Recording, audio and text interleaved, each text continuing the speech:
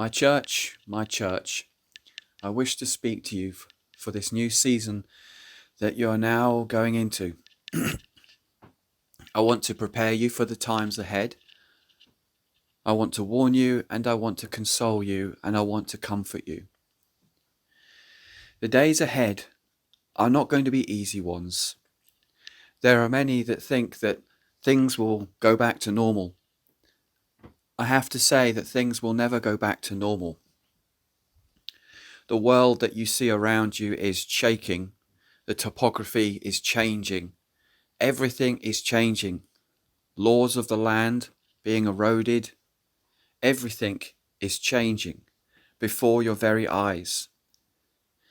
But I am the rock, and I am immovable, and I am unchanging. But my people have changed with the times. My people have embraced the spirit of the age. And where there is worldliness, there is darkness. And where there is worldliness, there is shaking. For worldliness is the land of Nod, which is the land of shakings. And those things must come out of my people.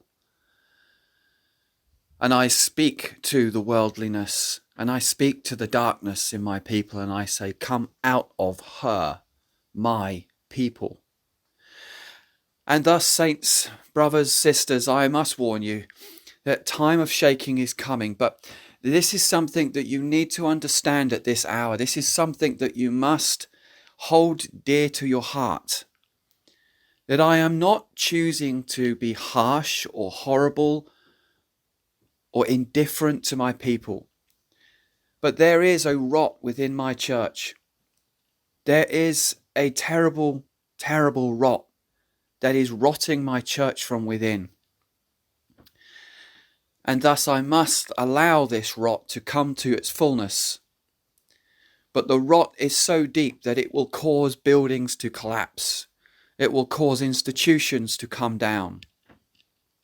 And this may seem, and you must remember these words, my people, it may seem that I have abandoned my church, as you see institutions, great and small, just fall apart. But you must understand that actually all I am allowing is the rot to destroy itself, to eat itself out. Because the gates of hell cannot prevail against my church. No matter what you may think, no matter what man may say, no matter what lies the devil may propagate, he cannot ever snuff out my church. And so what you see that's going to happen in the year 2022 and onwards is you see institutions and churches close, and some of them for the last time. You must understand here in Great Britain that this is not the end, but actually this is the beginning of something beautiful. Why is it the beginning of something beautiful? You see, think of my son. He went to the cross and he died a gruesome death. And then he was put in a tomb. How do you think all those many people that believed in him at that hour must have felt? They felt it was over. They were lost. They were forlorn. They didn't understand why I, as his father, did nothing.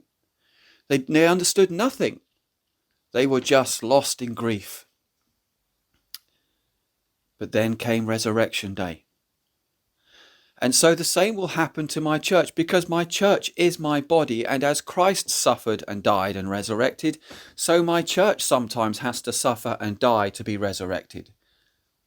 Because as I am, so is my people in this world.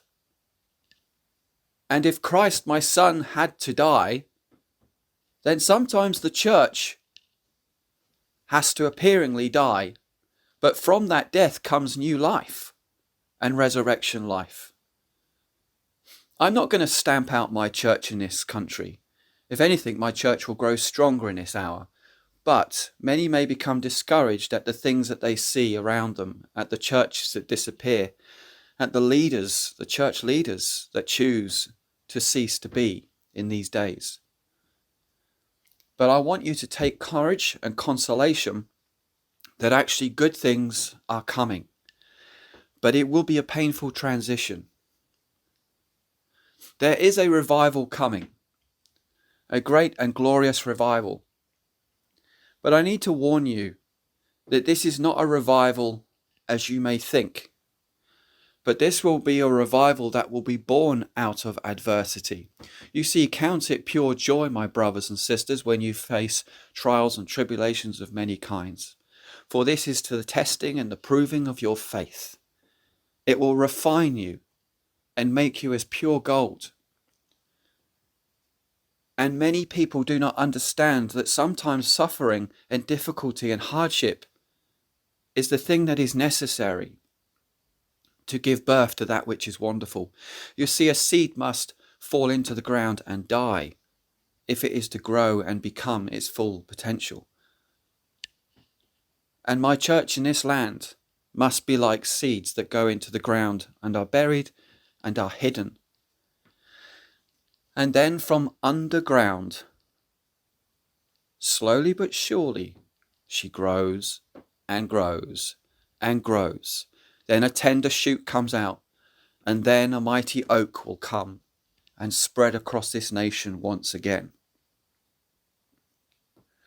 We are not at the end of days just yet, but we are very close to the end of days. This is a season before the very end, and this season will be short-lived. This season of revival will last for so long, and it will be known as the golden age of the church, because my glory and power revealed upon the earth in these days will be unlike that anything has ever been seen before. All previous revivals, things like Azusa Street and various other revivals around the world, will pale into, not insignificance, but will pale in comparison to what I'm going to do in this land. But as I've said through many prophecies, it will be the best of times, but it will also be the worst of times, because this revival will take place through great difficulties. Now I need to turn my attention from the church to let you know what's coming to the world and to this nation. This nation is coming into dark days, because I'm afraid all those things that need to be shaken will be shaken. The government of this land has allowed terrible laws to be passed that is stealing the innocent minds of children, that has caused perversity and opened the sluice gates of Satan himself to infill the minds and infiltrate this whole country. He who is the power of the Lord of the air, who controls the media, has controlled people in the ways of their thoughts and how they think and how they see the world. And they have been lied and deceived that things are not as they appear. You're seeing the greatest form of contrarianism this world has ever seen. There is a vision, and you look to the sky. But when you look at the sky, something isn't right, because what you see is not really the sky, but a canvas over you that is being painted to look like the sky, to hide the truth that is beyond the canvas. And that is the days in which you are living in. Church, you need to be careful what you believe in these days. You need to be very careful, because you're living in the days of contrarianism, where a lie is being told so much that it gets stuck. And when that lie sticks, it becomes truth. But lies never become truth. But my people are believing lies to be the truth. Be aware of the spirit of the age, and be aware that most of the things that you think are real are fake and are not true. Yes, I speak to you in riddles and in parables, but for those who have ears to hear, eyes to see, and hearts to understand, they will perceive that this is the truth. The government of this land has been found wanting, and I will bring this government to a close. But with that will come great consternation and great distress. But as the wind of change blows through this land and Parliament implodes on itself, because the current government are going to pass legislation which is not going to be favourable for many people, especially parliamentarians, and it will cause this house of cards to finally come down. You're going to see people's liberties and civil freedoms being taken away in ways that you've never thought possible.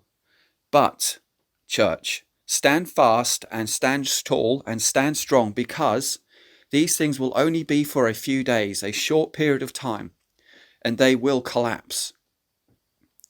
But from the collapse of that government will come a new government. Now, it will not be a Christian government, but it will be a government that will go back to older laws. In many senses, they will do their own reset, but not resetting to the global agenda, but resetting to my agenda. You see, I have spared this country for a season, for a period of time. It will not be a long period of time, but for a period of time I will bless this land. And in that time of blessing, a new government will rise up, and from that government, equity, peace and justice will rule again. But brothers and sisters, know this, that the world around will look on Britain with envious eyes, and slowly but surely they will draw their plans against her. But until that day, this land, after the collapse of this government, will remain free and will grow into something beautiful. But at the collapse of that government, there will be a time of unrest. There will be a time where things will be very difficult for this nation. But it will be in that hour, in that darkest hour, so it would seem for this nation, that wonderful things will happen. Have I not said in my word, when great darkness covers the land, arise and shine, for your light has come. In that hour, when darkness covers this land of Great Britain, arise and shine, church, because then is your moment. Then is your redemption near. Then the prayers that have been prayed for hundreds of years will come to pass, and a glorious move of my Spirit will come through this land. As I said, this will not be a revival as many has hoped it will be. This will not be in a time of comfort and joy, but this will be a time that will bring comfort and joy where there is no comfort and where there is no joy. And the church will gleam and shine and be a beautiful thing in those days. And you will see a restoration in my move of my Spirit that will not be like what you think it will be, because it will be a restoration of the ancient path in Britain as well as that of the modern. I will blend the new with the old, and you'll see churches rising up. Indeed, there are some already out there that are a prophetic echo of that which is to come. But you'll see churches rising up that bear the traditions of Christianity in this country from ancient times, as well as flowing in the things of the Spirit. It won't be one or the other. One will not look to the traditional and say that's religious and castigate it and cast it off. Rather, they will embrace it and understand there is something deep and rich and powerful in it. And my Spirit and the Word will blend together in wonderful ways. I've given you this word at this time because things are now about to take a very, very dangerous turn. The geopolitical situation is going to become more untenable, especially between Britain and Europe. Brexit was my will, but with that will come difficulties and tensions between Britain and Europe. And you must remember this, that it's Europe who will look with envious eyes upon this country, and they will claim it again for themselves one day. But that is a season that is still yet to come, and that's a way off yet. So while you have this freedom, church, while you have this time, prepare yourself now, while it is still barely daylight. Get yourself ready. Get on your knees and pray that you may be worthy to go through this time. You might think, worthy? What does that mean? Consider it pure joy, brothers and sisters, when you face trials and tribulations of many kinds. Are you worthy to go through this time? Shake off worldliness. Shake off contrarianism. Shake off the lies of the world. Darkness that is within you, let it be exposed to my light, because darkness is not a force. Darkness is not inverted light. Darkness is absence of light. And I want my light to shine more and more in my people and in my church, so that darkness is cast out of her. But this will be a painful season for the church, for many fears and many things of worldliness will be brought to the fore and will be exposed. And you need to pray at this hour, because a time of sifting is coming to my church. And as the church seemingly in part collapses, do not be discouraged by this, but know that these are necessary things.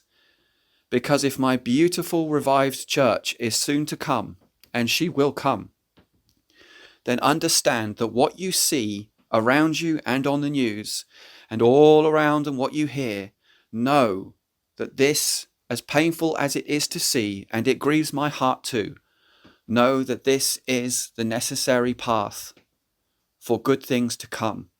And see this as a sign that when you see these things and hear these things, know revival is imminent. We know that the church is going to be rebirthed in a glorious way in this land. The more we see institutions collapse and fall and crumble at this time and in this hour, we can take solace and rejoice that from the pain of that, something beautiful is soon about to come. Be blessed, brothers and sisters, my children, and be encouraged with these words. Please spread this prophecy far and wide. I speak this to you at this hour, for this hour. God bless you.